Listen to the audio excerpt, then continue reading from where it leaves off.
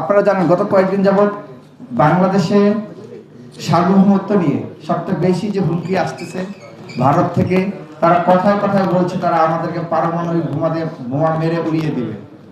কিন্তু তারা জানে না বাংলাদেশের কুলাউড়া পাহাড়ে যে পরিমাণ ইউরেনিয়াম আছে সেটা যদি আমরা উত্তোলন করতে পারি ভারতকে অসংখ্যবার ধ্বংস বিচ্ছিন্ন করে দেওয়া যাবে।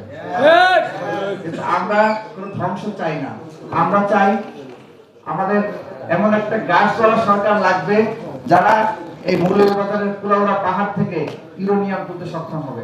প্রায় 45 থেকে 50 বছর হয়ে গিয়েছে এই ইউরেনিয়ামের সন্ধান পাওয়া গিয়েছে, কিন্তু এখন পর্যন্ত কোন সরকার সেই ইউরেনিয়াম তোলার ব্যাপারে সাহস করতে পারে না। আমরা আশা রাখবো যে সামনে যে বাংলাদেশের যে সরকার গঠন করবে তারা মেরুদণ্ডওয়ালা সরকার হবে এবং সেই ইউরেনিয়াম তারা তুলতে সক্ষম হবে। ভারত বরাবরই একটা কথা আছে যে প্রতিবেশী কখনো বন্ধু হয় না, কারণ প্রতিবেশী যদি বন্ধু হইতো তাইলে তো প্রতিবেশী থাকতো না, তাহলে এক পরিবার হয়ে যেত, সীমানা থাকতো না, আপনার কাঁটাতারের বেড়া থাকতো না, সীমানা দিয়ে আলাদা করে মানচিত্র চিহ্নিত করা লাগতো না, বন্ধু হলে তো সব মানচিত্র এক হয়ে যেত। প্রতিবেশী কখনো বন্ধু হইতে পারে না, তার সাথে আমাদের সম্পর্ক থাকতে পারে ন্যায্যতার ভিত্তিতে। এবং তারা যখন আমাদের ব্যাপারে ষড়যন্ত্র করবে, চক্রান্ত করবে, চক্রান্ত দিয়ে দিতে হবে, ষড়যন্ত্র দিয়ে দিতে হবে।